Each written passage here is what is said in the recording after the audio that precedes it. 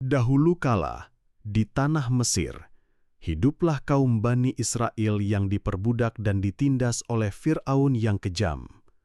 Fir'aun sangat berkuasa dan menganggap dirinya sebagai Tuhan. Namun, Allah SWT mengutus seorang nabi bernama Musa untuk membebaskan Bani Israel dari perbudakan dan membawa mereka keluar dari Mesir menuju tanah yang dijanjikan. Nabi Musa, atas perintah Allah, berulang kali datang kepada Fir'aun untuk memintanya membebaskan Bani Israel. Namun, Fir'aun selalu menolak dengan angkuh dan bahkan semakin meningkatkan penindasannya.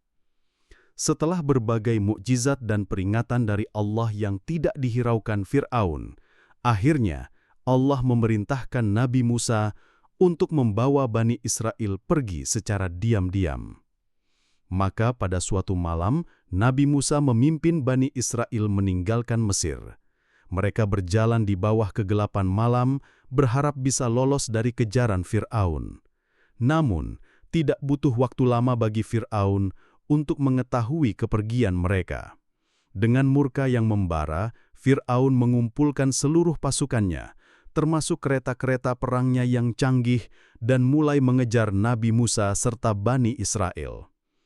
Bani Israel terus melangkah, namun di depan mereka terbentang Laut Merah yang luas.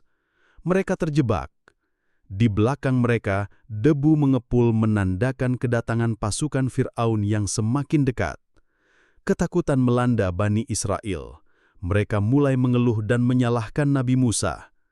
"Apakah kami dibawa ke sini untuk mati di padang pasir?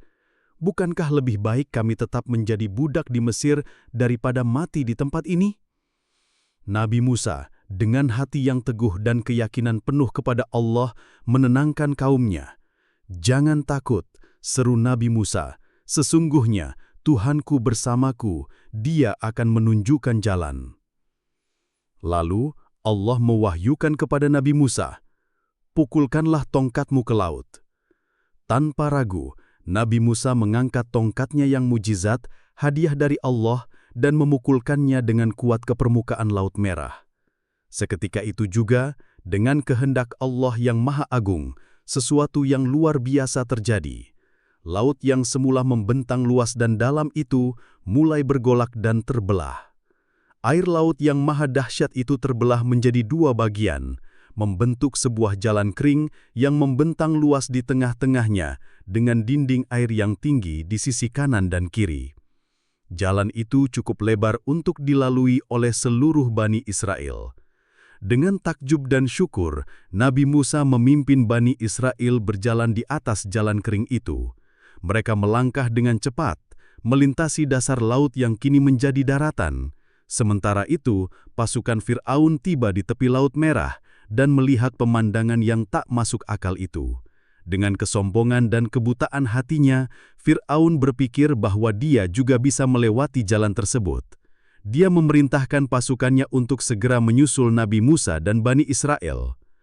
Ketika seluruh Bani Israel telah tiba di seberang dengan selamat, dan pasukan Fir'aun beserta kereta-keretanya telah masuk penuhnya ke dalam jalan yang terbelah di tengah laut, tiba-tiba Allah memerintahkan Nabi Musa, "Biarkanlah laut itu kembali seperti semula."